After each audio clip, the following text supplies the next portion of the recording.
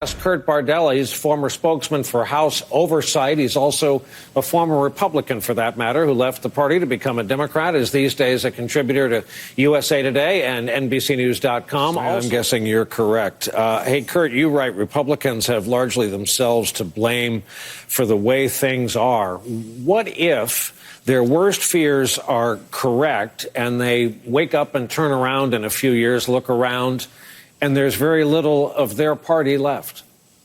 Well, that's really the path that they're headed right now, Brian. We've seen that with the most recent elections. We're seeing with all the retirements that are happening right now. Almost 20 members already have announced that they're not going to run for re-election.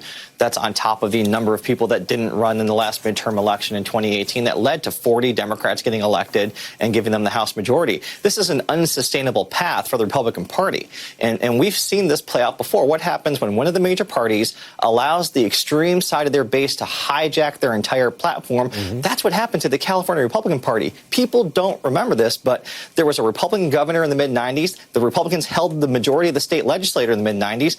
And then 2 generations later, because they went to the far extreme and embraced xenophobic and anti-immigrant rhetoric, they've been wiped out of every office in the state constitution. They've been wiped out of the state legislature. That path is exactly what the National Republican Party is doing right now. Kurt, if you had placed a bet with the odds makers in Las Vegas that deeply troubling would be the phrase that pays in 2019, you would have been way ahead of the game financially. So the latest Republican who is deeply troubled is Condi Rice. The question is, do you think she speaks for lack of a better term, a silent majority of people who identify as Republicans out there?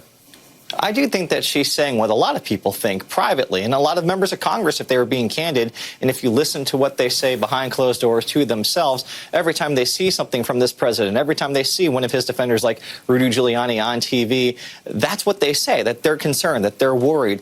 And yet, at the end of the day, publicly, Brian, they still go out there and toe the party line, and they're going to put on this show on Wednesday, and you're going to see it from the opening minutes of this hearing when they ardently defend the president, when they regurgitate his language, talking about hoaxes and due process and anonymous whistleblowers. It doesn't really matter what you say privately. It matters what you say on the record publicly in these proceedings, and that's what they're going to be judged by in the long run. All right, both of these gentlemen have agreed to stick around with us over this break.